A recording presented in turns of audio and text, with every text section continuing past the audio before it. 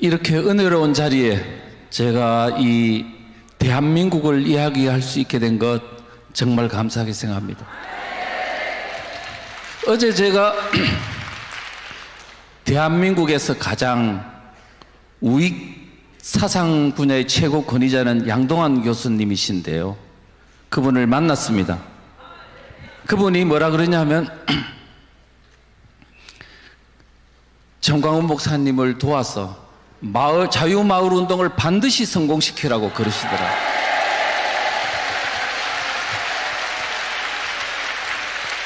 그분은 1988년도 주사파가 한창 들끓고 있을 때 우익은 죽었는가라는 글을 써서 대한민국 국민들을 각성시키려 했습니다. 그분은 그 글에서 이런 식으로 가면 언제인가 모르겠으나 10년 후가 될지 아니면 한 세대 후가 될지 모르지만 반드시 자익정권이 들어서고 공산화로의 길로 간다고 했습니다. 그러면서 이제는 정부의 힘만으로는 안 된다, 민간 우익이 나서라고 했어요. 그런데 많은 사람들은 그 말이 무슨 말인지를 몰랐어요. 정부가 하는 거지, 안기부도 있고 경찰도 있고 다 있는데 우리가 뭐 나설 수가 있나 라고 했습니다. 세월이 흘러가지고 그들이 결국은 정권 잡았고 체제를 지금 바꾸고 있습니다. 돌이켜보니 그때 그분이 했던 말, 민간 우익이 나서라는 말이 무슨 말인지를 이제 알겠다는 거예요. 정권이 그들에게 넘어가면 경찰도 국정원도 모두 다 그들의 손아귀에 들어가고 이제 체제를 지킬 사람은 그야말로 아스팔트에 있는 민간 우익밖에 없는 상황이 될 거라는 걸 알았던 거죠. 이제 그분이 자유마을 운동이 얼마나 절실하고 이것이 대한민국을 살리는 가장 중요한 포인트라는 것을 이야기를 하시더라고요. 그러면서 뭐라고 하시냐면 요즘 앞을 봐도 뒤를 봐도 동서남북을 봐도 대한민국을 살릴 수 있는 길은 없다. 그런데 지금 남은 딱 하나가 뭐냐? 기독교 세력이라고. 지금 여러분들이 해야 될 일이 얼마나 막중한지를 사상을 아는 사람은 정확히 알고 있다는 겁니다. 그래서 여러분들이 자유마을운동에 적극 나선다면 지금 대한민국은 다시 회복될 수 있습니다. 그런 차원에서 오늘 제가 제목을 다시 마을로 간 체제전쟁이라는 주제로 말씀을 드리겠습니다. 여러분이 알고 있는 주민자치회와 같은 주민자치법과 관련된 것이 무엇이 문제가 있는지를 역사를 통해서 일단 살펴보고 말씀을 드리도록 하겠습니다. 다시 마을로 간 체제전쟁이라고요? 다시란 말을 붙인 이유는 이미 대한민국은 체제전쟁, 그것도 마을에서 일어난 체제전쟁이 이미 그 전에 있었다는 얘기예요. 6.25 전쟁 때 북한군이 내려왔을 때 이미 마을에서 우파와 주민과 좌파 주민 간에 치열한 피를 흘리는 전쟁이 있었다는 걸 우리 국민들은 지금 까마득히 잊고 있다는 겁니다. 제가 6.25 전쟁 때 무슨 일이 있었는지를 살펴보는 본 후에 이제 대한민국의 체제 위기, 그것도 마을로 간 체제 전쟁을 살펴보도록 하겠습니다. 6.25 전쟁이 일어났습니다. 1960년 6월 25일 북한의 김일성이 대한민국을 적화시키려고 공산화시키려고 남침했습니다. 그런데요, 놀랍게도 전쟁이 일어나서 많은 시신이 발견이 되지 않습니까? 그런데 그 시신이 낙동강 전투, 백마고지 전투, 장진호 전투, 이런 군인들 간의 전쟁이 일어난 데서는 군인들의 시신이 발견이 되는데 어찌된 영문인지 저 전쟁도 일어나지 않았던 후방 마을 곳곳에서 방공호, 우물가, 개울가, 사람을 죽일 수 있는 모든 넓은 평지에서 수많은 민간인 시신들이 발견이 된 겁니다. 저 전라도 영광이라든가. 그래서 도대체 이들의 시신이 누구며 누가 죽은 것이며 도대체 6.25 전쟁은 뭐란 말인가? 왜 군인들 간의 전쟁으로 알고 있었는데 수많은 시신이 후방 마을 곳곳에서 발견된 연유는 무엇인가? 우리가 지금 6.25 전쟁을 잘못 알고 있는 겁니다. 반쯤 알고 있어요. 군인들끼리 싸운 전쟁이라고. 북한군이 내려왔더니 국군이 막았다 못 막으니까 유엔군이 왔고, 북진해 갔더니 중공군이 내려오고 치열하게 전투하다가 휴전했다. 이게 학교에서 배운 내용 아닙니까? 그런데 그러면 군인들끼리 싸운 전쟁으로만 보면 도대체 후방 마을에서 이렇게 많은 집단 시신의 의미, 도대체 그 전쟁의 성격이 무엇인지를 모른다는 거죠. 우리는 지금 그렇게 6.25 전쟁이 얼마나 처절한 참혹한 전쟁인지를 모르고 지금까지 우리는 태평성대처럼 살아왔다는 겁니다. 우리가 6.25 전쟁이 일어난 그 비참한 상황들을 우리가 진작 알고 깨닫고 교훈을 얻었더라면 오늘과 같은 다시 마을에서 일어나는 체제전쟁이 일어나는 가능성은 없었을 텐데, 우리는 그 교훈을, 피를 흘린 교훈을 잊고 살은 대가가 지금 다시 리턴 매치가 된 것이다. 자, 그런 얘기를 하면서 이제 제가 볼게요. 현승종 전 총리는요, 노태우 대통령 때 마지막 총리를 하셨던 분인데, 이분의 수기를 보니까 자기는 서울에서 피난을 못 가고 집에 있었대요. 그래서 그때 겪은 얘기를 수기에 썼어요. 당시 서울에는 북한에서 내려온 사람들이 그리 많지 않았다. 왜? 북한 군인들은 전쟁터에 가서 싸워야지 후방 마을에 많이 내려올 수가 없겠죠. 그래서 북한 사람들은 많지 않았다. 대신 남한 곳곳에 숨어있던 공산분자들이, 그 동네 좌파 주민들이 말하는 겁니다. 기다렸다는 듯이 들끓기 시작했다. 그들은 파출소도 점령하고 남한에 있던 자본주의 세력, 말하자면 부르주아 세력, 우익인사들을 말하는 겁니다. 찾아내고 젊은 남자들을 공산군에 입대시키기 위해 동네방네를 사사시 뒤지고 다녔다. 공산군 앞잡이들이 우리 집 문도 두드렸고 나도 끌려나갔다. 자, 이 것만 봐도 그때 당시에 마을에서 누가 바로 북한군이 내려오자 그 동네에 있던 좌파 주민들이 어떤 행동을 했는지를 잘 말해주고 있습니다. 그래서요, 그 사람들은 북한군이 오자마자 환영대회를 해주고, 그 다음에 인민위원회를 만들자마자 그 앞잡이가 되어가지고 또 치안대 역할도 하고 하면서 완장을 차고 집집마다 다니면서 반동분자를 잡아내려는 지시에 따라서 사람들을 잡아냈습니다. 살생부를 만들어가지고 어디에 숨은지 다 아니까. 왜? 그 동네 사람이기 때문에.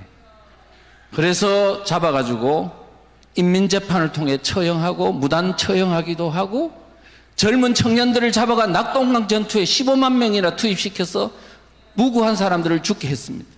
그 다음에 여러분 아시는 납북인사들 8만 명, 그 사람 누가 잡았어요? 동네에서 그들이 잡았습니다. 국회의원요, 초대 국회의원 200명 중에 50명이 끌려 올라갔어요. 그 사람이 국회의원인지 아닌지 북한 사람이 알 수 있습니까? 누가 알아요? 바로 그 동네 사람이 아는 거죠. 우리는 왜 그 동네에서 북한군을 도왔던 좌파 주민들의 악행에 대해서 우리는 지금까지 이렇게 모르고 있었냐? 우리는 지금 다시 이 시점에서 다시 우리는 냉정한 눈으로 역사의 현실을 직시할 필요가 있다, 이렇게 생각합니다. 자, 그리고나 많은 사람들을 잡아다가요 가두었는데, 내무서 유치장, 말하자면 경찰서 유치장에도 많은 사람을 잡아두었고, 곳곳에, 그 다음에 형무소, 그러니까 형무소에도 많은 사람을 체포해 두었다가 인천 상륙작전 이후 전세가 역전되면서 북한군이 막 급속하게 북한으로 올라가게 되면서 이 가둬두었던 사람을 다 처형하고 올라갔습니다. 대전 형무소에서는 5, 6천 명을 학살하고 올라갔어요. 그런데 이 사람을 누가 잡아들였냐 하면은 마을에서 바로 좌파 주민들이 잡아들인 겁니다. 우리가 지금 이 사람의 죽음의 책임을 우리가 좌파 주민들에게 물어야 하는 것입니다. 그런데 왜 우리는 지금까지 그걸 모르고 있었냐? 그래서 많은 곳에서 그런 집단 학살극이 일어났는데 그 북한군이 후퇴를 할 때 김책이라고요. 김국성 선생님이 김책공대를 나왔어요. 그런데 그 학교 건설자인 김책이라는 전선사령관이 반동분자 잡아놓은 사람 다 죽이고 올라가라고 지령에 따라서 이렇게 죽인 겁니다. 서울수복이 일어났습니다. 인천 상륙작전이 9월 15일 13일 만에 서울을 되찾았습니다. 그걸 서울수복이라고 하지요. 그러니까 전국에서는 공산치하에서 벗어났다고 너무 좋아가지고 서울수복 환영대회를 개최했어요. 전국 각지였어요. 이게 화근이었어요. 그동안에 3개월 동안에 북한군을 도왔던 사람들이 이제 전세가 역전된 거를 이제 확실하게 알게 된 거예요. 그래서 보복을 막으려면 씨를 말려야 한다면서 사람들을 죽이기 시작한 겁니다. 집단 학살이 시작된 거죠. 그래서 이 전북 전주의 민간인 학살, 경남 진주의 민간인 학살, 이런 데서 많은 학살극이 일어났습니다. 그 중에서도 가장 많이 학살이 일어난 데가 전남 영광입니다.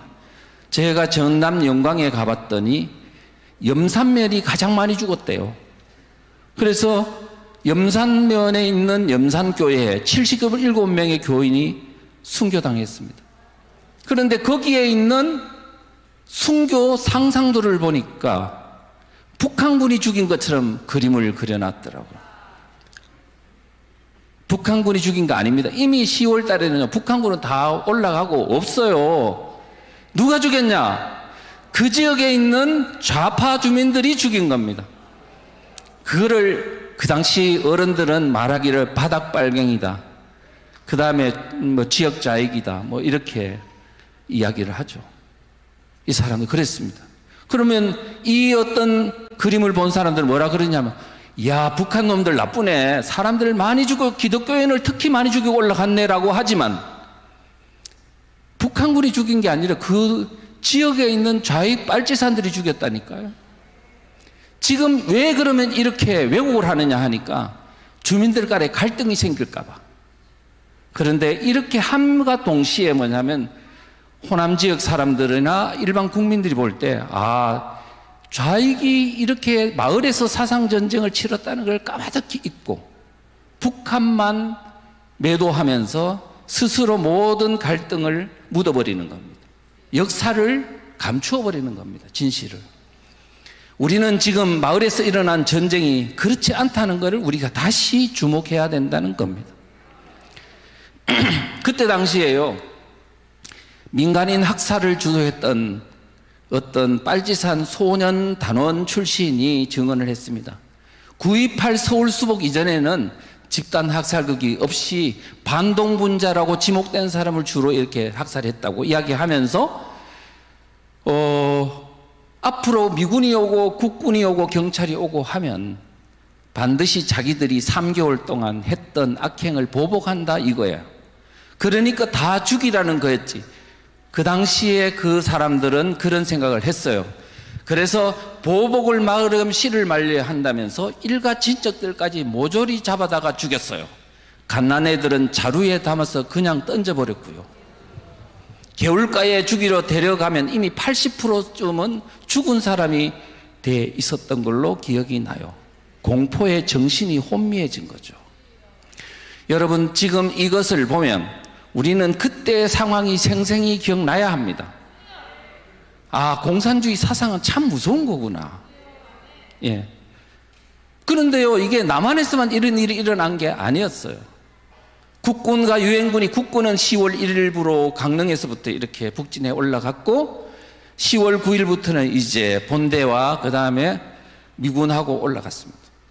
올라가 보니까 북한 전역에 너무너무 많은 마을마다 민간인 시신이 즐비해 있었습니다. 특히 황해도 쪽이 많았고요. 또 이 함흥 쪽에서는 함흥 지역에서만 2만 구 이상의 시신이 발견됐습니다. 함흥 교화소, 지금 우리로 따지면 교도소죠. 거기에는 북한 우익들의 시신이 700구가 발견이 됐는데요. 우물이 4개가 있는데 그 중에 꺼내보니까 철사줄로 묶인 채로 우물에서 단무지 담그듯이 담겨있는 시신들이 300구였습니다. 그리고 나서 정치모의부 지하실에서 300여 구, 충령탑 지하실에서 200여 구 등 많은 시신들이 발견이 됐고요. 그 함흥 북쪽에는 동굴이 한 10개쯤 있었다고 해요. 그런데 그 동굴 안에 시신을 꺼내보니까 2만 구 이상이 나왔습니다. 자, 그런데요, 반용산 방공굴이라는 데서는 8천 구가 나왔습니다. 어떻게 죽였나 했더니 그 사람들을 그 안에다가 막 넣어놓고 수리탄 까고 그 다음에 입구를 다이너마이트 터뜨려가지고 질식사 시켰습니다. 근데 누가 죽였지? 누구지 도대체 이 시신들은? 제가 다시 정리하면 이렇습니다. 자, 북한이 국군과 유엔군이 이제 북진을 시작했습니다. 그러니까 이제 북한군도 후퇴를 해야 될 시점에 놓였습니다. 그런데 뭐가 문제냐 하면은 지금 북한 지역에도 기독교인들이라든가 방공 인사들이 너무 마을마다 많았어요. 이 사람들을 두고 가면 이 사람들은 미군과 국군을 도울 거야. 그래서 미리 이 반동분자들 사단에 다 처단해야 돼. 그래가지고 황해도에서는요, 그 도당에서, 조선노동당 그 도당에서 10월 10일 날 지령을 내렸어요. 다 처단하라고. 그래서 13일 날 황해도 지역은 싹 처단했습니다. 그래서 신천군에서는 3만 5천 명이 죽었어요. 자, 그렇게 해서요, 많은 북한 지역의 우익 인사들, 말하자면 그 사람들, 제가 함흥에 있는 어떤 출신을 만났는데요, 자기 형님이 서울에 있다가 북한에 이제 군인들과 같이 함흥에 가보니까 동생이 안 보이더래요. 그래도 그 동생이 어디 갔나 찾아봤더니 아까 함흥 교도소에 있는 우물에서 철사줄이 묶인 채로 퉁퉁 부른 모습으로 발견이 된 거예요. 누가 죽였나 해가지고 찾아봤더니 바로 그 동네 자기 동생의 친구가 죽였대. 그러니까 왜 죽였나 했더니 바로 그 북군이 오고 유엔군이 오는 그 상황에서 동생이 밤에 사람들을 모아놓고 태극기를 만들어 돌렸대. 아시겠죠? 누가 죽었는지. 그러면서 이런 식으로 해서 많은 사람들이 죽었습니다. 자, 여기서 다시 정리할 것은, 그때 6.25 전쟁 때 남쪽이든 북쪽이든 북한군과 합세한 그 동네 좌익들이 바로 우파 주민들을 학살했다. 남쪽도 그렇고 북쪽도 그렇다. 그래서 우리는 좌우끼리 싸웠다고 하면 안 되는 거예요. 공산주의자들은 사람을 죽이도록 프로그램이 되어 있습니다. 우리가 이것을 모르고 서로 싸웠다고 그러면 됩니까? 안 됩니까? 예. 이거는 진실을 왜곡하는 것이고 호도하는 것이라고 보이죠. 자, 그러면 6.25 전쟁, 마을에서 일어난 전쟁 알았습니다. 이게 지금 대한민국에서 다시 일어날 수 있다.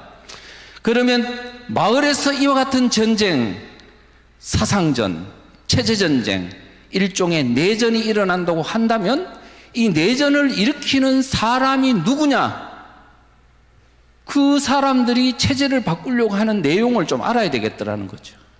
그래서 문재인 정권 당시에 과연 그들은 이 대한민국을 어떤 나라로 만들려고 했는지를 우리는 한번 살펴볼 필요가 있다는 겁니다.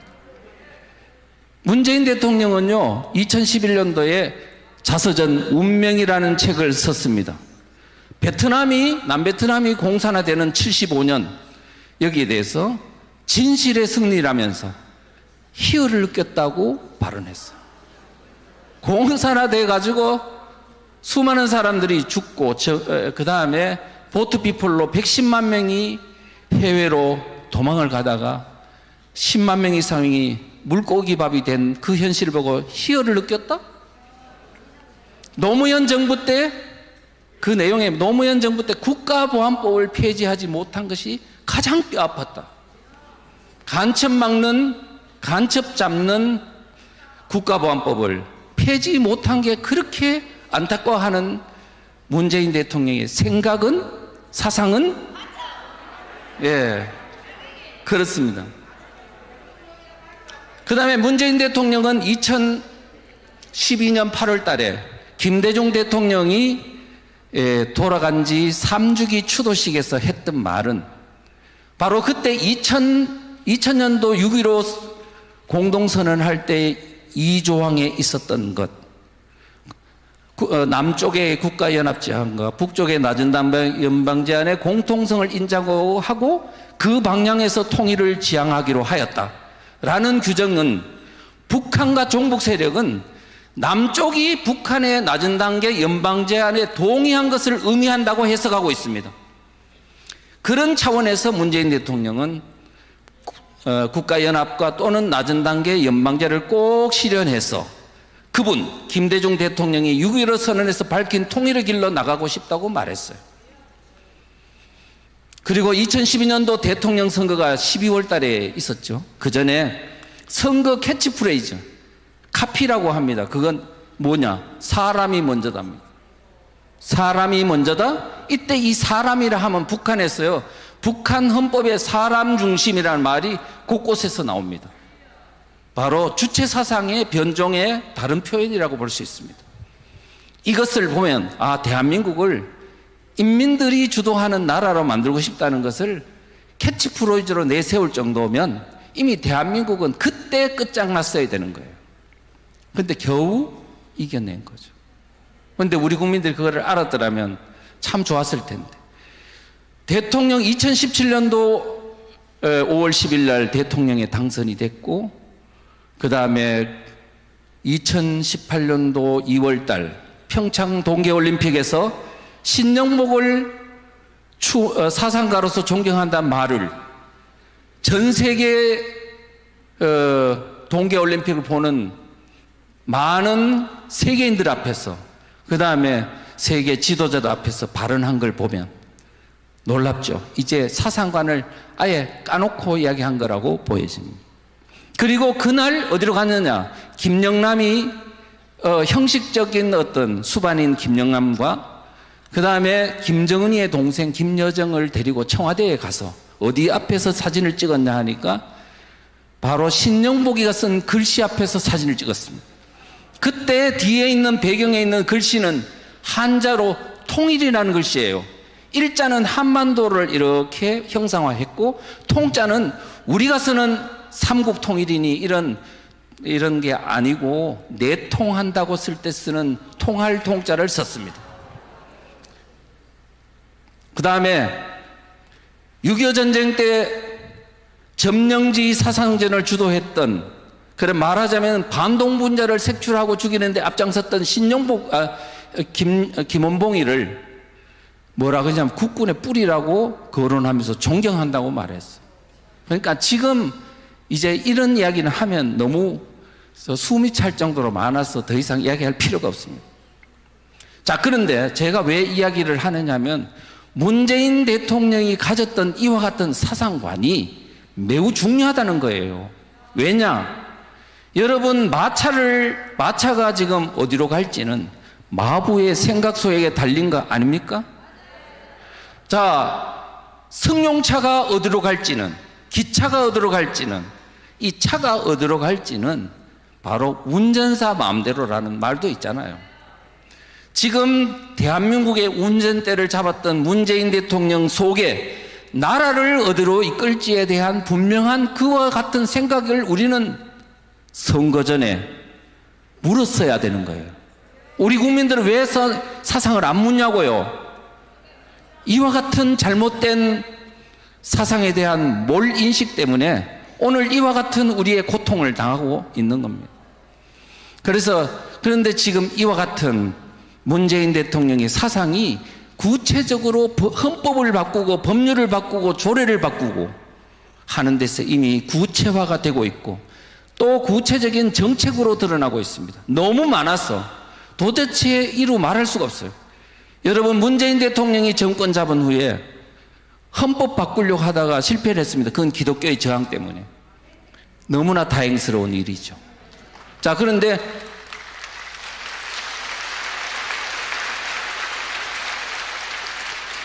헌법 개정안을 통과가 안 됐고 실행이 안 됐는데 왜 지금 이거 보냐? 왜? 그들이 어떤 나라를 만들고자 하는지 그 헌법 안에 들어있기 때문입니다. 그런데 포기했냐? 안 했습니다. 또 헌법을 개정하려고 합니다. 국민의힘당이 정신 바짝 차려야 됩니다. 절대로 헌법 개정 협상에 나서면 안 됩니다. 자, 그러면 그 헌법 개정안 내용을 한번 볼게요. 근데 헌법 개정 제1조 3항에 보면 대한민국은 지방분권국가를 지향한다는 말이 툭 들어갔더라고요. 1조라는 것은 상징적 조항입니다. 대한민국은 민주공화국이다. 주권은 국민에게 있고 모든 권력은 국민으로부터 나온다. 이와 같은 엄청난 중요한 조항이 1조에 들어가는 건데 거기에 지방분권국가를 지향한다? 제가 그걸 보고 문재인 정부는 지방분권이라는 도구를 지렛대를 가지고 대한민국의 체제를 뒤집어 엎으려 하는구나 하고 생각했습니다. 이재명 후보가, 이재명 지금 민주당 대표가 쓴 2007년도 1월 달에 쓴 대한민국 혁명하라는 책에 보니까 이렇게 돼 있더라고요. 소제목 하나에 꼬리를 잡아 몸통을 흔든다. 지방자치단체를 잡아가지고 대한민국 체제를 바꾼다는 의미로 이해가 되더라고요. 이들은요, 공산주의는 원래요, 인민위원회니 각종 마을을 장악해가지고 체제를 바꾸는 것을 의뢰 많이 써왔습니다. 이거 별도 그렇게 새로운 것은 아닙니다. 그러나 그 구체적으로 한국 현실에 맞는 마을을 장악해서 체제를 바꾸는 것은 지금 그들이 지금 여러 각도로 베네수엘라 모델을 딴다 등등 해가지고 지금 하고 있다는 것을 알아야 합니다. 자, 그 다음에 이 123조 1항에 보니까 법률이 정하지 않는 조례 제정이 가능하다? 법률이 정하지 않았던데 조례를 마음대로 할 수 있다는 것은 마치 뇌에서 지령을 안 내렸는데 발가락이 지 맘대로 움직인다, 손이 지 맘대로 움직인다. 그래 되면 몸이 제대로 이게 움직일 수 있을까요? 그와 같은 현상이라고 보이죠. 그 다음에 문 정권이 모든 게 하나 사람 중심이라는 게 나왔어요. 여러분, 저 문 정권이 등장한 후에 고속도로 다니다 보면 사람이 우선이다. 혹시 그 현수막 보셨습니까? 곳곳에요, 사람 중심, 사람이 먼저다, 사람이 우선이다. 이와 같은 표시를 보셨을 겁니다.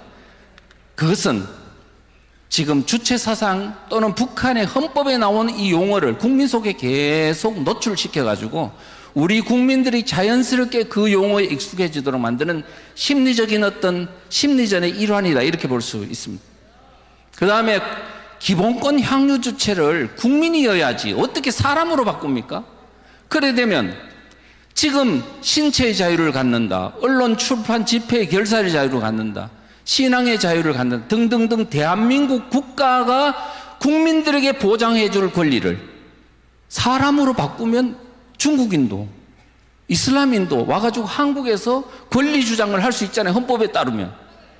이런 말도 안 되는 헌법을 만들 수 있어요? 왜 만들까? 저는 주민자치 기본법을 보니까 이제요, 여러분들이 읍면동의 주민자치회를 왜 반대하냐 했더니 주민자치회 안에 가짜 주민들이 대거 들어올 수 있도록 해놨는데 그 중에 외국인들이 이제 주민 마을에 들어와서 주민자치회 회장도 될 수 있고 이렇게 하도록 해놨으니 앞으로 중국이 본격적으로 대한민국 하부를 장악하는 시도를 할지 모릅니다. 대한민국 이와 같은 현상들을 막으려면 우리가 적극적으로 노력해야 되는데 그와 같은 단초가 어디서 나왔냐 했더니 이미 헌법 초안에 나와 있네요. 그 다음에 근로자를 노동자로 바꿨습니다. 근로자는 자유민주주의 개념의 용어라면 노동자는 마르크스적 용어입니다.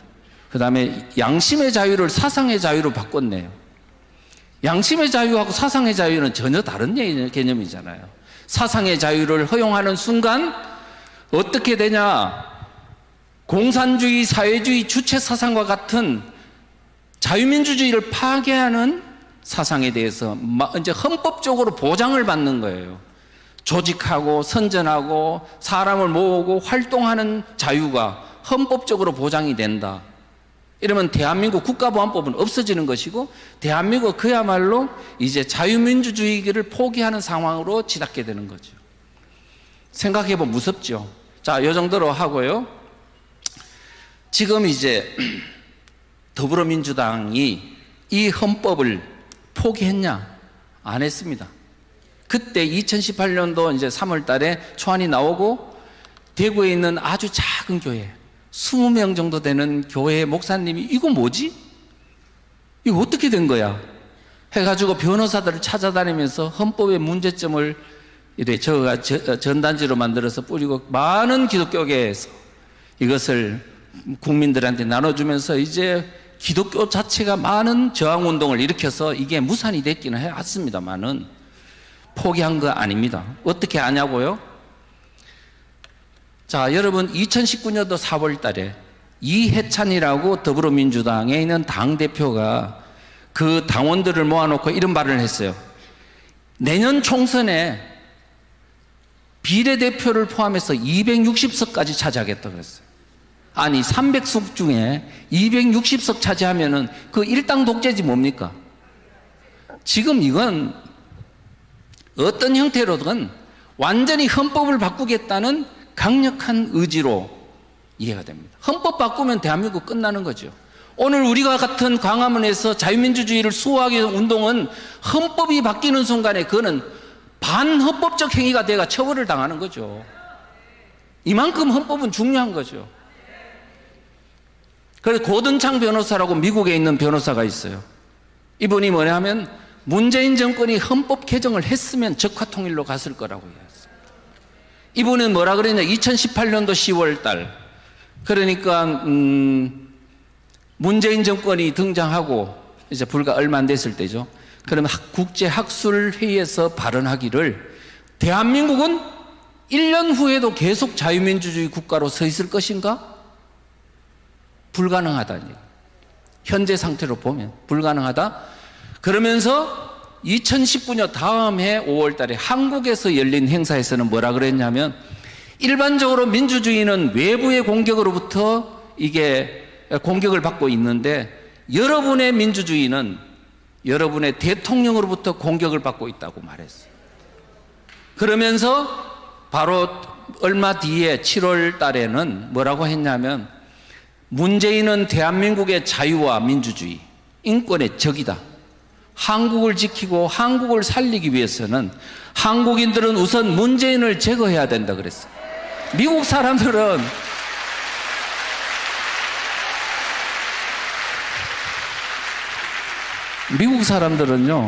제가 아는 바로는 그래요. 원칙에 충실하고 절대로 사람들을 이렇게 막말 안 합니다. 왜 이렇게 강하게 이야기하느냐 하면 사실이기 때문에 그렇게 이야기하는 겁니다. 그러면서 2020년도 4월 그 총선이 중요하다고 그랬어요. 그러면서 여당이 3분의 2석을 확보한다면, 그러니까 200석을 넘긴다면 문재인이 헌법을 개정할 거라. 그래서 헌법이 개정되면 어떻게 되냐? 그자는 한국을 북조선 김가 왕조에게 합병시키려 할 거다. 그래서 지금 대한민국 국민들은 총선이 죽느냐 사느냐 생사의 갈림길이라고 그랬어요. 우리가 지금 이와 같은 절체절명의 상황이었는데 사실은 그때 뭐였어요? 260석 차지한다. 지금 헌법이 바뀌어서 북한에 지금 합병될 위기에 처했다라고 하는 이런 경종 앞에 바로 6월 달에 정광훈 목사님이 이제 텐트를 치기 시작했고 10월 달에 혁명이 일어났고 결국은 200석을 못 얻게 됐고 결국은 저지된 거고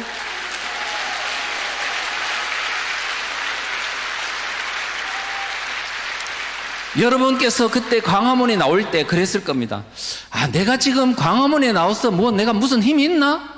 그냥 참석하는 데 의미가 있지라고 생각하실지 몰라도 지금 자유민주주의는 유권자가 만드는 거기 때문에 그 모이는 무리의 수가 일단은 그게 힘입니다. 여러분들은 절대로 그 무리의 힘을 무시하면 안 됩니다. 이제 마을로 간 체제전쟁 얘기를 해야 될 것 같습니다. 지금 마을이 위험합니다.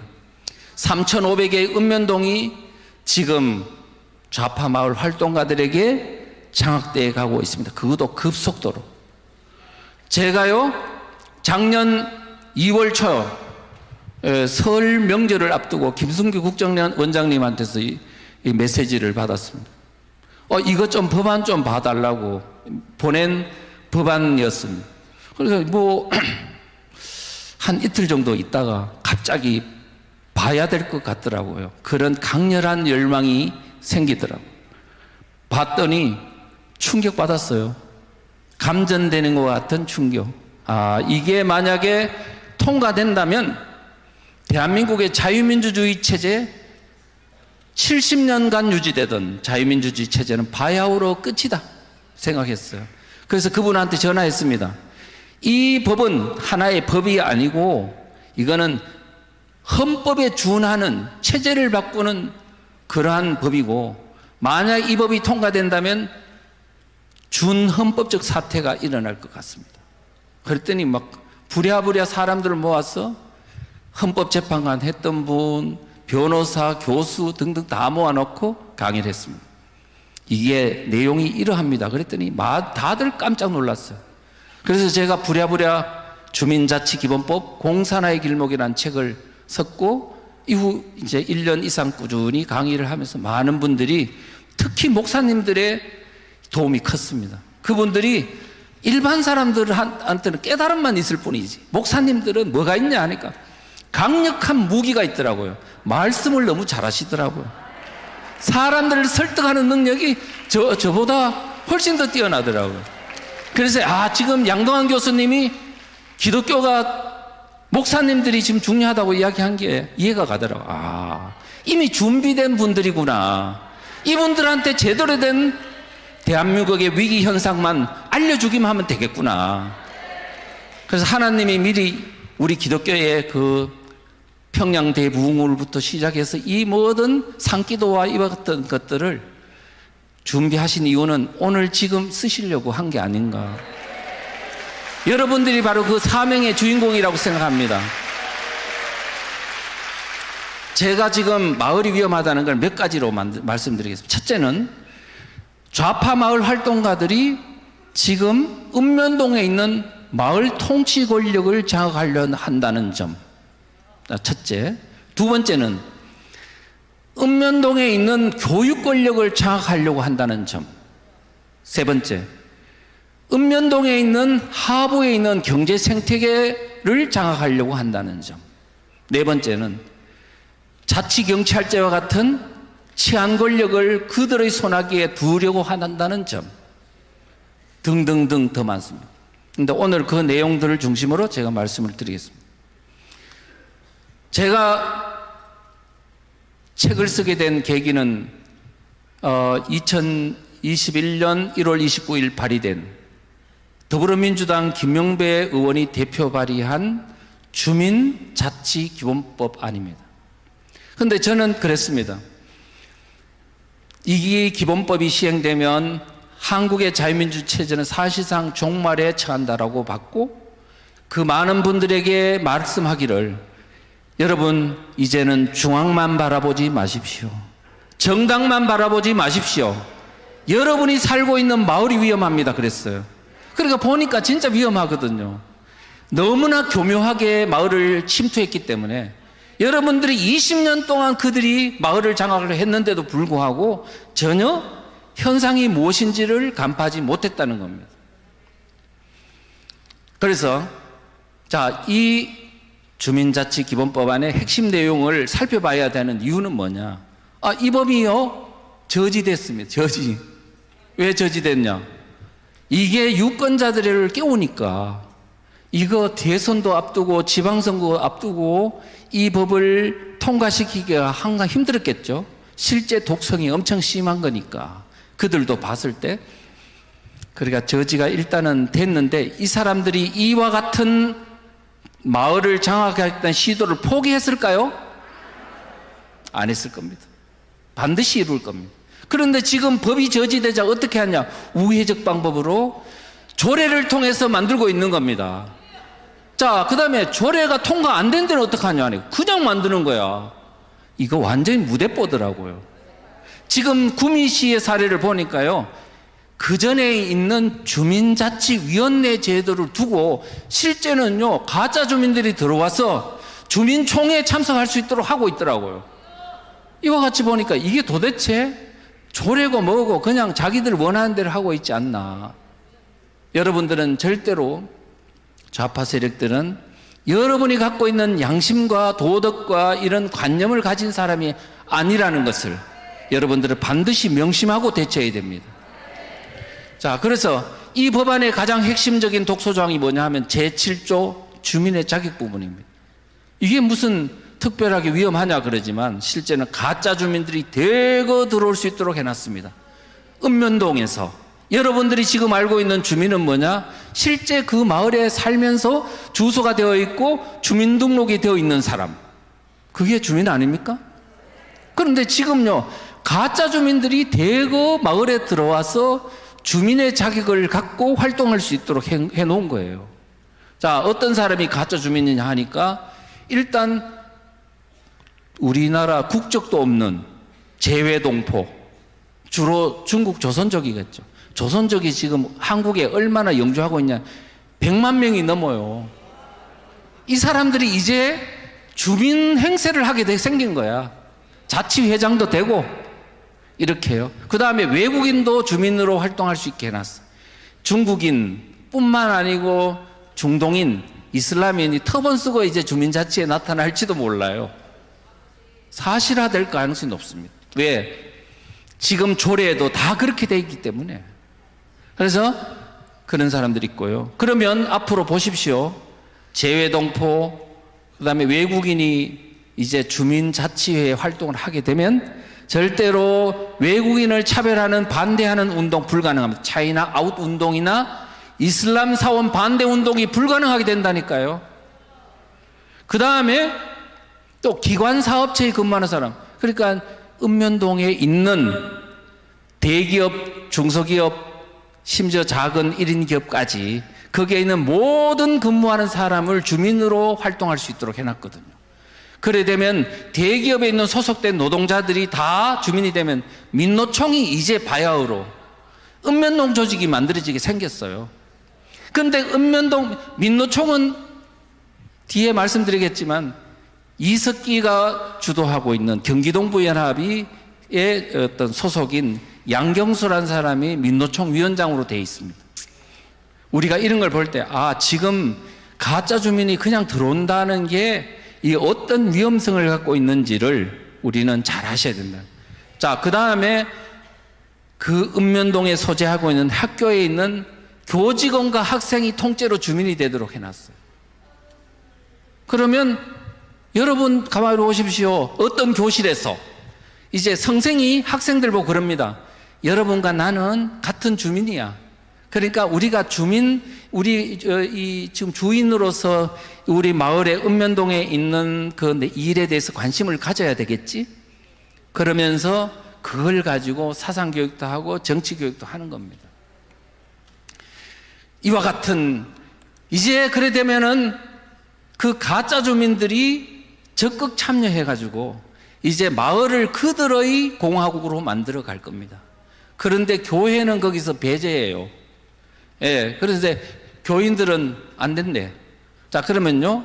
근데 저는 가만히 교회 문제를 생각해 보니까 앞으로 닥쳐올 위기가 클 겁니다. 왜냐하면 서울에 있는 모 S 대형 교회에는 교회 노조가 생겼어. 부목사, 그 다음에 전도사, 성가대 이런 사람, 월급 받는 사람들이 의한 교회 노조가 생겼는데 이게 민노총에 가입했대. 만약에 이게 왜 가입하냐 그랬더니 너무나 뭐냐 하면 자기 그 받는 혜택이 크니까, 보장을 받을 수 있으니까 그래 한다는 거예요. 그렇게 이 교회에서 성공적으로 뭐냐면 되면 다른 교회로 또 아마 전파가 돼서 대형 교회는 민노총 소속으로 바뀔지 모르겠습니다. 남은 거는 뭐냐? 작은 교회뿐이에요. 우리가 지금 이와 같은 일들이 마을에서 일어날 것이 예견되면 우리 교회는 어떻게 해야 되느냐? 쓰나미가 닥칠 1km 앞에 쓰나미가 지금 닥치면 피해야 될 거 아닙니까? 그냥 가만히 올 때까지는 나는 아직 당하지 않았으니까 그러면 안 된다는 거죠. 지금 여러분 주민자치기본법의 문제가 아닙니다.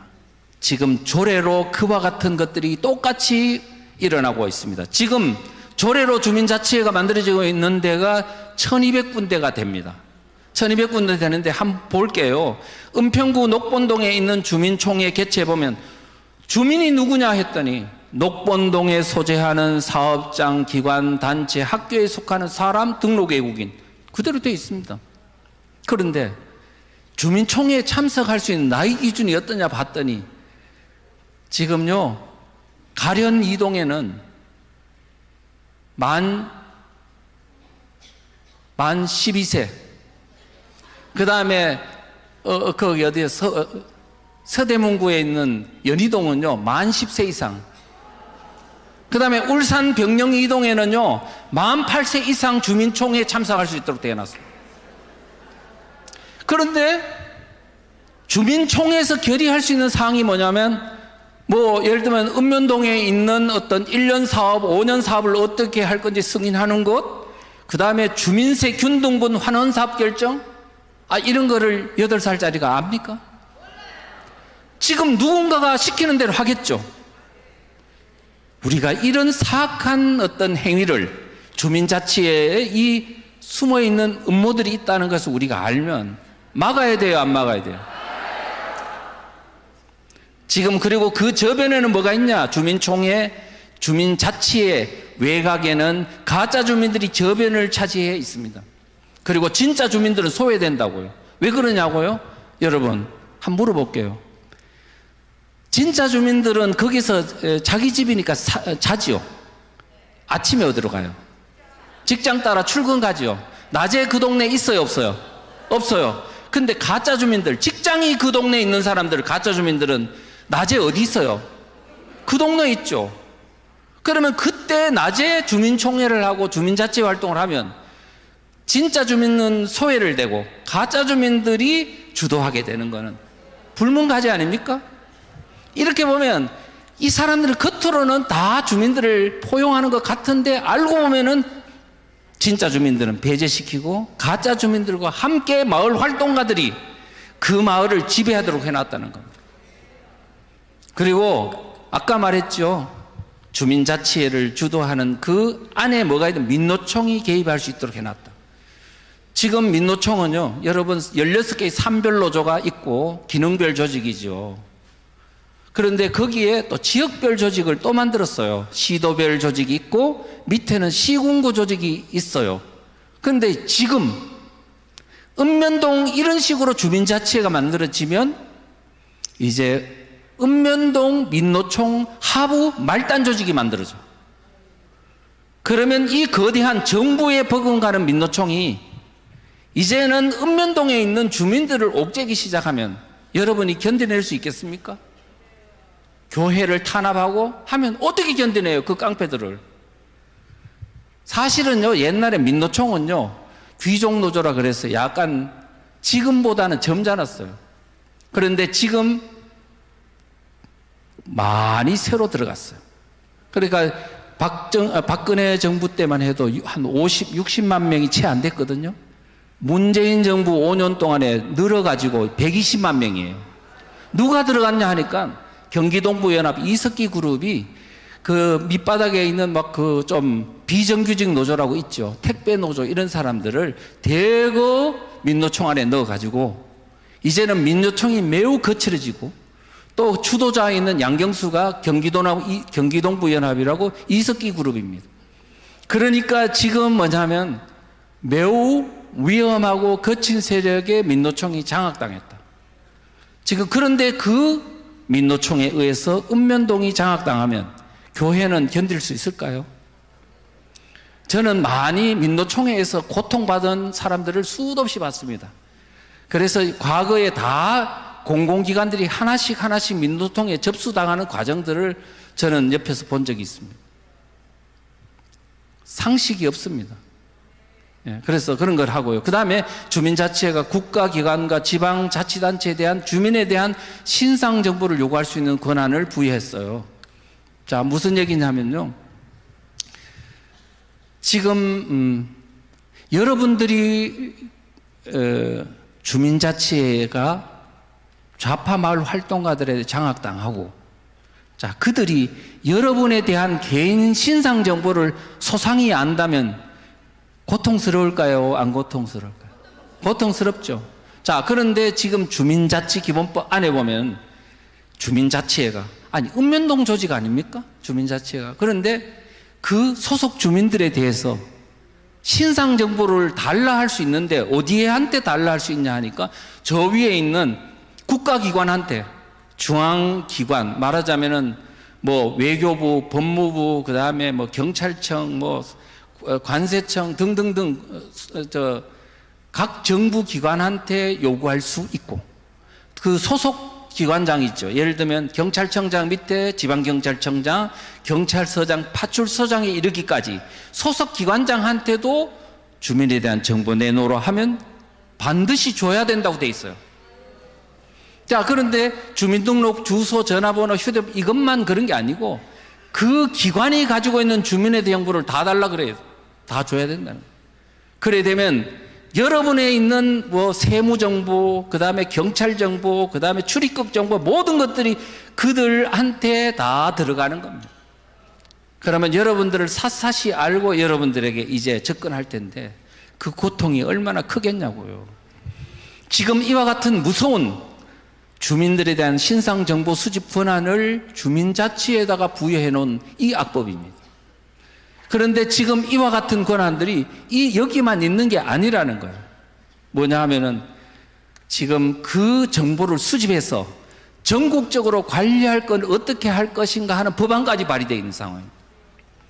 그 다음에 주민자치에는요, 차별금지법 내용을 이 주민들 대상으로 강요할 수 있는 법안도 내용이 들어 있습니다. 어떤 내용이냐 하면요, 주민자치기본법 제8조 1항에 보면 성별, 신념, 종교, 인종 등에 따라서 차별받지 않는다는 내용이 있어요. 성별, 이게 뭐냐 하니까 마을 활동가들 자료를 보니까 젠더 개념이라 그래요. 그 성적 지향이 다른 소수의 어떤 사람들도 차별받으면 안 된다. 그러니까 이제 차별금지법이 통과된 것과 똑같은 현상이 마을에서 일어나는 겁니다. 그 다음에 신념에 대한 차별금지는요, 이거는 정치적 이데올로기에 대한 차별금지입니다. 말하자면 사상에 대한 차별금지인데 공산주의, 사회주의, 주체사상과 같은 이런 자유민주주의를 파괴하는 사상에 대한 차별금지. 마을에서 차별하지 하면 안 돼. 그러니까 이제 마을에서 주체사상연구소, 그 다음에 이제 공산주의 연구소 만들고 이제 선전할 수 있는 자유가 마을에서 이 법이 통과되면 주어진다는 겁니다. 그러면 대한민국의 자유민주주의는 끝나는 거죠. 헌법이 있는데도 불구하고. 왜? 헌법은요, 자유민주주의라고 하는데 그 사람들 두려워하지 않아요. 자유민주주의는 사상의 자유가 있기 때문에 공산주의, 사회주의도 허용해야 된다는 게 이미 박원순 때부터 만들어 놓은 프레임이거든요. 이미 자유민주주의는 공산주의를 막는 힘이 다 상실했습니다. 이런 것들을 아셔야 된다. 그리고 제가 여러분들에게 꼭 좀 부탁드리고 싶은 거는 그동안의 차별금지법 반대 운동을 통해서 동성애 반대라든가 이런 거를 하시느라 고생이 너무 많았고 큰 역할도 하셨고 교회를 깨우는 데는 큰 역할을 하셨습니다. 그런데 약간의 단점이, 문제점이 보이더라고요. 뭐냐 하면 차별금지법은요, 23개 조항 항목의 차별금지 항목이 있어요. 23개. 그 중에 성별, 성적 지향, 성별의 정체성에 대한 동성애와 같은 그런 성적 문제, 교회를 직접 타격하는 거는 3개 조항이에요. 3개. 그러면 20개는 뭐냐고요? 나머지 20개는 뭐냐 그랬더니 자유민주주의와 시장경제 체제를 파괴하는 차별금지예요. 그 중에 뭐가 있냐면 사상에 대한, 정치적 의견에 대한 차별금지가 있어요. 사상에 대한 차별금지라 하면 공산주의, 사회주의, 주체사상에 대한 차별금지 내용이 차별금지법 안에 있는 겁니다. 그 다음에 출신국가, 출신민족에 대한 차별금지, 인종에 대한 차별금지, 국적에 대한 차별금지, 피부색에 대한 차별금지. 이걸 그리 되면요, 중국인들이 아까 헌법에 나오는 그 문제가 그대로 차별금지법에 들어가는 거예요. 그런데 왜 우리는 차별금지법이 마치 교회만 피해를 주는 법인 것처럼 축소 왜곡하냐 이거예요. 지금 차별금지법은 대한민국의 자유민주체를 파괴하는 거예요. 만약에 동일노동, 동일임금을 만약 한다, 차별금지, 임금에 대한 차별금지를 한다면, 학력에 대한 차별금지를 한다면, 아니 고등학교 나온 사람이나 대학원 박사나 월급 똑같이 주면 공부하겠어요? 자, 동일노동, 동일임금, 20년 차 직원과 1년 차 직원이 월급 똑같이 주면 어떻게 되겠어요? 노동시장이 파괴되는 겁니다. 그래 되면 지금 대한민국이 70년 동안 유지해왔던 이 세계 10위권의 경제대국은 하나쯤에 물거품이 되는 거예요. 이와 같은 엄청난 무서운 법이 차별금지법인데 왜 그게 교회만 파괴하는 동성애 법인 것처럼 이렇게 하는 것은 잘못됐다. 그래서 이제 제가 그거를 비판하려고 하는 게 아니고, 이제 교회가 차별금지를 가지고 주민을 깨우는데 도구에 써라는 겁니다. 마을로 내려가라는 겁니다. 국민을 깨우라는 거예요. 여러분, 이제는요, 정치 문제, 사상 문제를 거론하는 걸 겁내지 마십시오. 이제는 우리도 2판 4판입니다. 교회를 지켜야 되지 않겠습니까?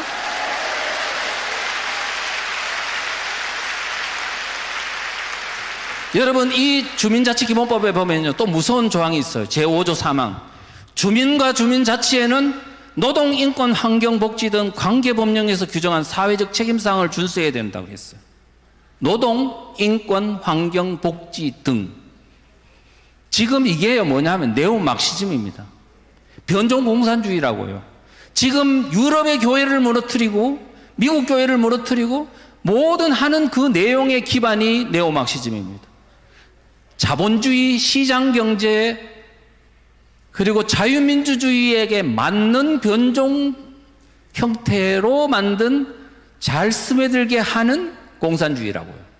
여러분, 공산주의는 뭐 옛날에 마르크스 레닌주의, 중국의 공산당, 북한에 이것만 있는 게 아니라 수많은 변종을 만들어 가지고 이제는 국민들이 공산주의자도 모르게 슬며시 파고 들어가지고 학문 속으로 들어가고 교회 속으로도 파고 들어가고 인간의 모든 생활 속으로 파고 들어가는 겁니다.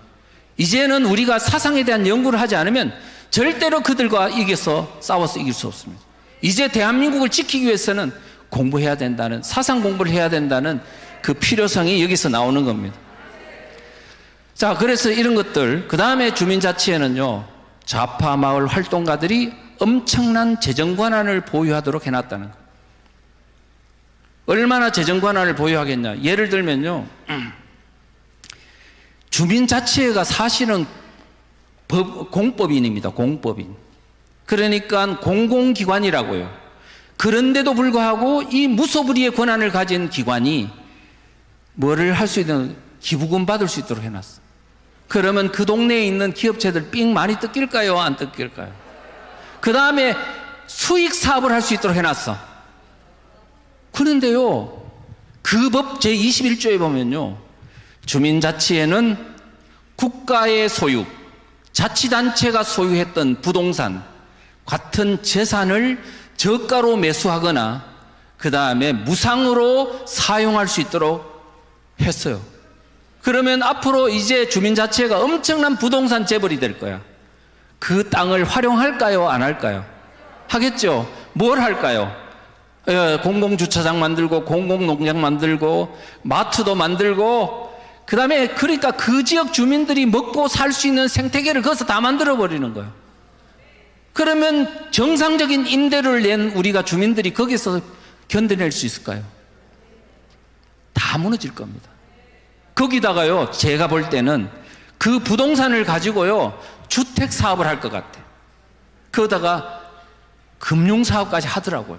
지금 제가 얼마 전에요, 전철을 탔는데 밑바닥에 막 그냥 전철 그 안에 있는 밑바닥에 완전히 그림으로 도배를 해놨더라고요. 벽에 하고. 이거 뭐냐 싶어 봤더니 서민금융기관을 만든다는 홍보 어떤 문건이었어요.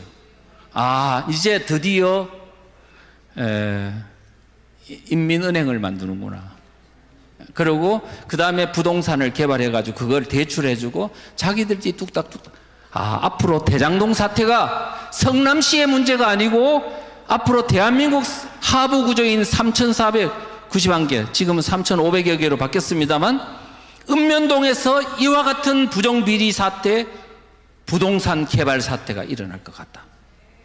이렇게 되면 대한민국은요, 이제 그냥 마피아의 나라가 되는 거죠. 여러분, 이 나라 막아야 돼요, 안 막아야 돼요? 저는요, 국정원에서 오랫동안 근무를 했고 17년간 정신교육을 담당했습니다. 정신교육을 하니까 뭐 다른 게 아니고 국가관, 안보관, 사상관, 역사관 등을 가르치는 역할을 했습니다. 우리가 국정원 직원으로 있으면서 애환도 많았지만 제가 보았던 거는 대한민국에 일어나고 있는 모든 것들을 관찰할 수 있는 참 좋은 기회였던 것 같아요. 제가 돌이켜보니까 힘들고 어려웠지만 지금 대한민국 국민들에게 바로 이 자리에서 여러분들에게 깨우쳐 주기 위해서 이 부족한 사람을 세우지 않았나 싶어요. 네.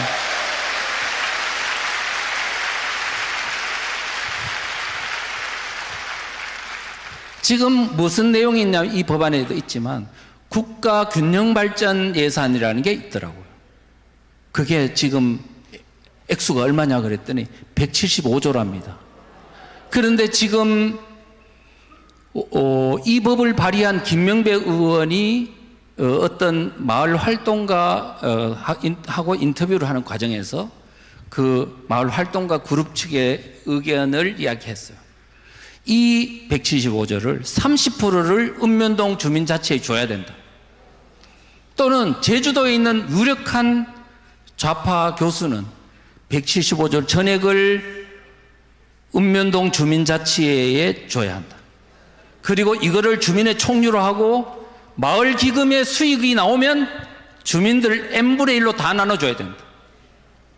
자, 이 돈을 이렇게 퍼질러 주면 그 지역에 있는 할아버지, 할머니들, 자식들한테 용돈 못 받는 할아버지 좋아할까요, 안 좋아할까요? 마음이 뺏길까요, 안 뺏길까요? 그래 되면은 선거 때 어디에 찍을까요?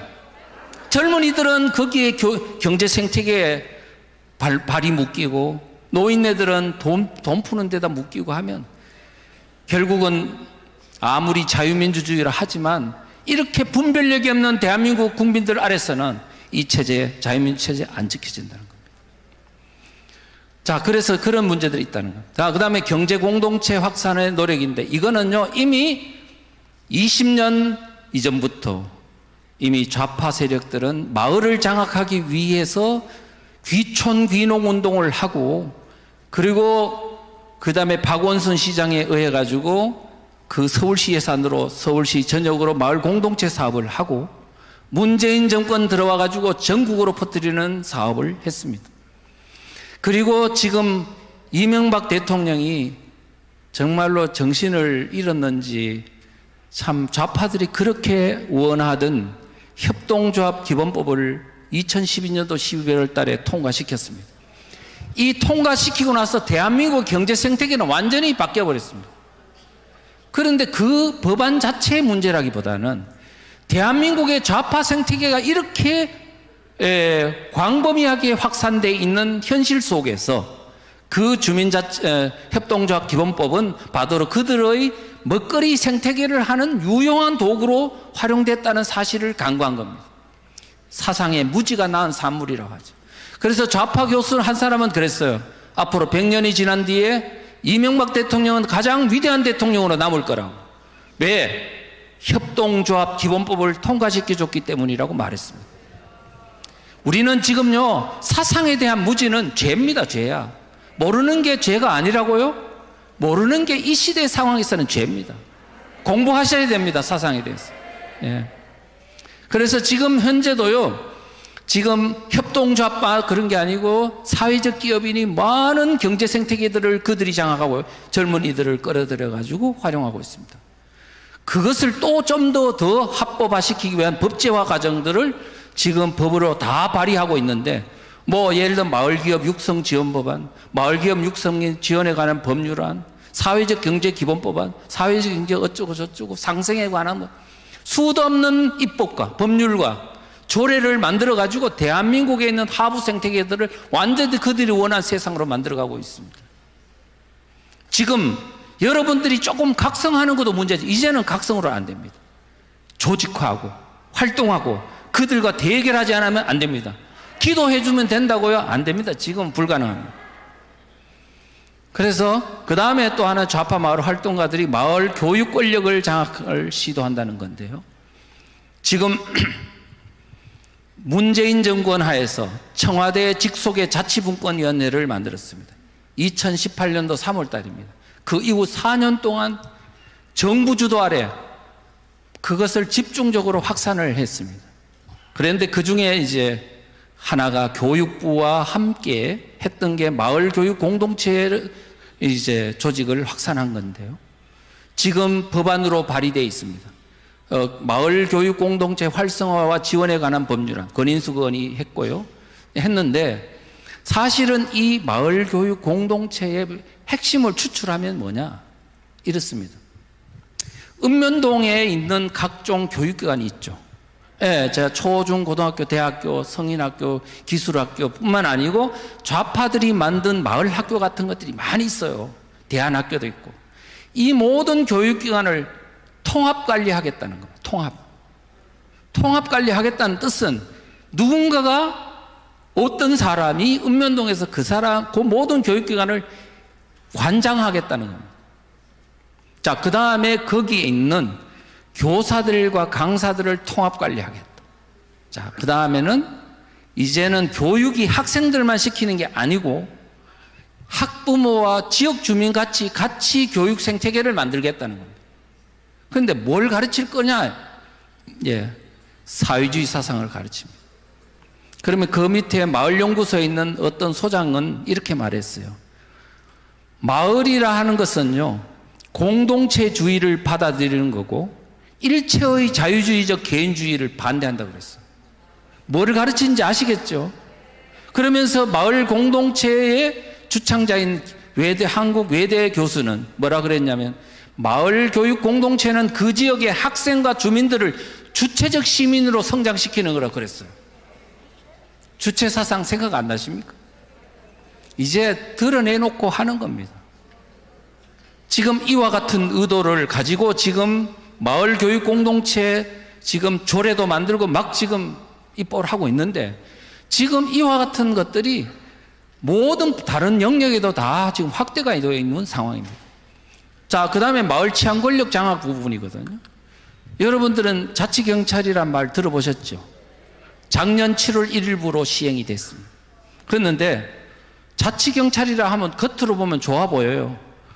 주민들과 밀착된 치안의 어떤 상황을 개선하기 위해서 국가경찰로는 안 되니까 마을에 어떤 있는 것들을 자치경찰이 이제 하도록 한다. 생활 안전에 관한 거, 교통경비에 관한 거, 그 다음에 학교폭력이나 가정폭력이나 아동학대, 교통사고와 관련된 것들은 국가경찰보다는 자치경찰이 하는 게 좋지 않을까?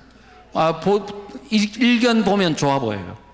그런데 거기에는 음모가 숨어져 있어요. 뭐냐면 지금 이 자치경찰을 업무를 관장하는 데가 어디냐 하면 시도지사 밑에 있는 시도자치경찰위원회예요. 시도자치경찰위원회.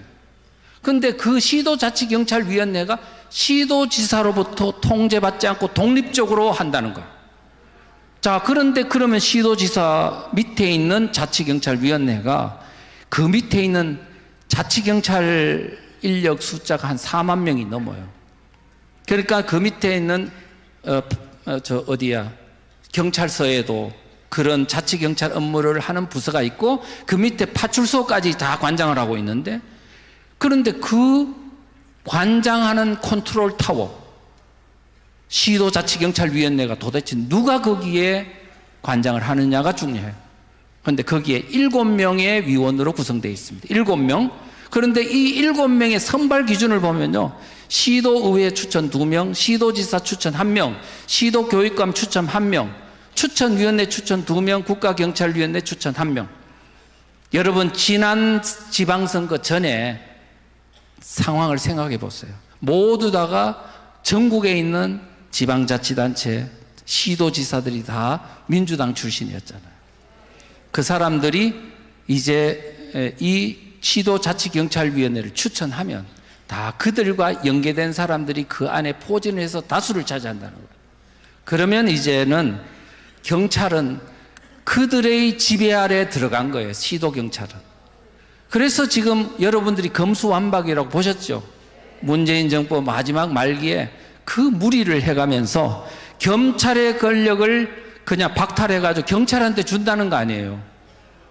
그럼 검찰을 왜 이렇게 그냥 하냐? 이 사람들은 체제를 수호하는 어떤 능력이 있다 보니까 이거를 적폐 세력으로 몰아가지고 권한을 뺏어가 경찰한테 준다.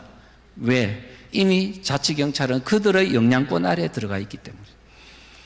이와 같은 걸 생각해 보면요, 그런 것들이 있습니다. 자, 이제 마지막으로 이제 좀 들어갑니다. 전체주의 체제 구축 과정도 지금 보십시오. 주민자치의 마을 교육 공동체, 마을 경제 공동체, 마을 치안 권력이 다 좌파 마을 활동가들의 영향권 아래 들어가고 그 밑에 도와주는 사람이 가짜 주민들이라는 것. 자, 그런데 이것들을 전국적인 시스템 컨트롤 할 수 있는 전체주의 조직화를 하고 있더라. 이해식 의원이 발의한 법안, 전선미 의원이 발의한 법안, 서영교 의원이 발의한 법안을 보면 전체적으로 전국 조직을, 읍면동을 다 관장할 수 있는 좌파 주도형 전체주의 시스템을 마련하려고 법안이 발의되어 있습니다. 그래서 이거를 제가 나름대로 그림을 그려봤어요. 지금 여러분들이 아는 건 지방제도, 행정안전부, 시도, 시군구, 읍면동까지 있는 그 외곽에 좌파가 주도하는 전국 조직이 망이 만들어지는 거예요. 이것이 바로 기존에 있는 행정조직, 지방행정조직망을 견인하고 견제하고 감독하고 감시 통제하는 겁니다. 이와 같은 것들은 지금 김국성 선생님도 말했지만은 이거는 한국 사람 머리에서 안 나온다 그랬어.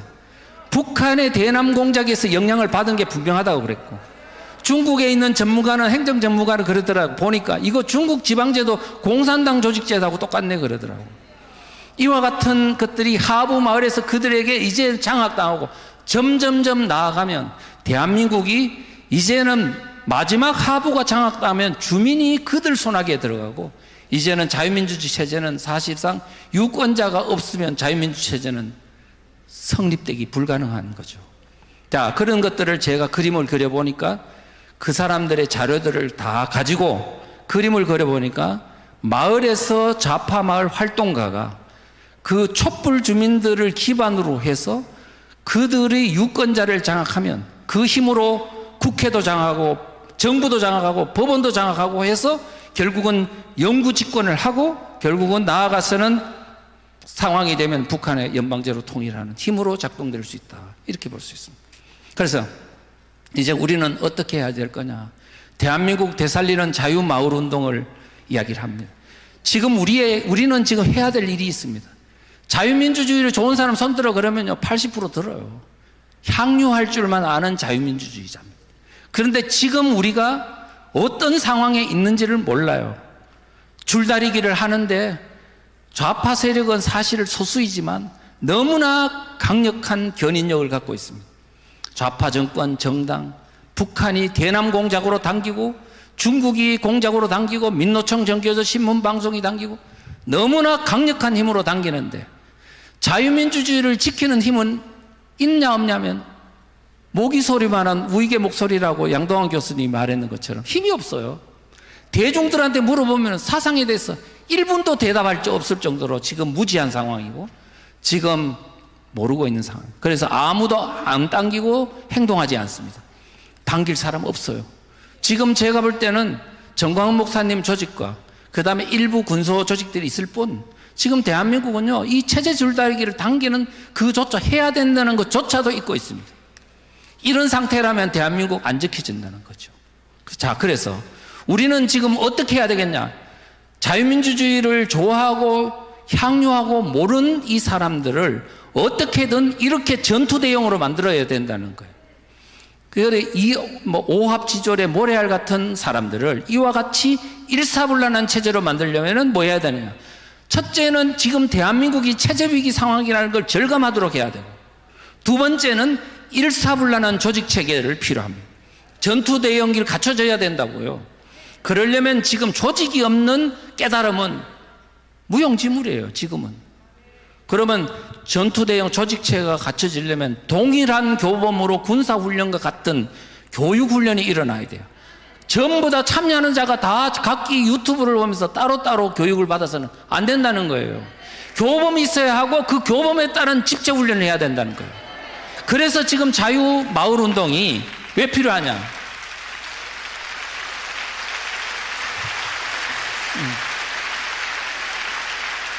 내비게이션을 같이 하도록 하기 위해서입니다. 북극성을 바라보면서 다 나침판이 같으면 1000대, 10,000대가 배를 항해를 하더라도 똑같은 북극성을 향해서 갈 수 있지만 나침판이 없는 배는요, 오합지졸이에요. 지금 우리는 전투 대용으로 만들어야 되고 교육훈련이 돼야 됩니다. 논산훈련소를 교육을 한 달 마치고 어디로 가야 됩니다? 전쟁터로 배치를 해야죠. 자, 그 다음에 교육 내용은 뭐여야 되느냐? 지금 대한민국은 체제전쟁 아닙니까? 그러면 체제전쟁이 무엇인지, 적은 누구인지, 전략전술은 뭔지, 우리는 어떻게 해야 되는지 교육 안 받고 가능합니까? 이제 그것을 공부해야 된다는 거예요. 그 다음에 자유마을운동은 죽어가는 대한민국 살리는 만병통치약이다라고 말씀드리는데, 양동환 교수님 같은 이미 시세를 아시는 분, 그분이 어제 그러시더라고요. 이 교수는 전 목사님이 하는 자유마을운동에 적극 도와서 반드시 성공시켜라.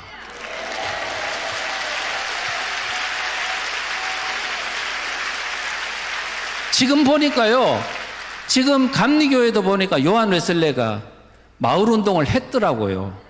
예, 거기서 보니까, 그때 영국이 이 교회가 마을로 내려가서 주민들과 함께 그들의 부족한 부분을 도와주고 깨우쳐주고 한 운동이 결국은 영국의 공산화를 막았더라고요. 우리가 지금 마을로 내려가지 교회에 있으면 안 됩니다. 교회 밖에 조직이 돼야 돼요. 예, 그렇게 말씀드리고, 그래서 자유마을이란 뭐냐 하면 3,500의 읍면동별로 만든 우파 마을 조직을 말한다. 그 다음에 많이 참여할까? 그러면 참여 안 하면 손 내릴 것이다. 왜? 이 전국 조직이 교회를 보호해주고 우파 조직을 보호해주고 대한민국을 살리는데 참여 안 할 수 있겠느냐? 예, 그렇게 말씀을 드리고요. 그 다음에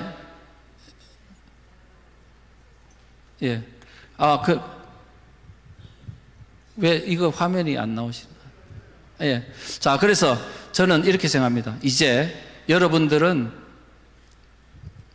읍면동별로 만들어지는 자유마을 운동에 적극 동참하시고, 그 다음에 조직화에 노력하시고, 그 다음에 주민들을 깨우는 운동을 하고, 그 자체가 저는 전도활동이라고 생각합니다. 대한민국 위기 상황에서 대한민국을 지키는 게 곧 전도다. 그 다음에 여기서 대한민국이 자유민주주의 체제를 만약에 이 좌파들을 물리치고 성공한다면 이 모델을 가지고 이제 북한을 통일할 때도 쓰고, 중국을 자유민주화 시킨 때 쓰고, 지금 네오마르크시즘에서 무너지는 유럽 교회를 살린 전도운동으로도 쓰고, 미국도 선교하면서 전 세계의 기독교 정신을 부활하는데 바로 우리의 모델을 전파하면 된다. 이렇게 생각합니다. 감사합니다.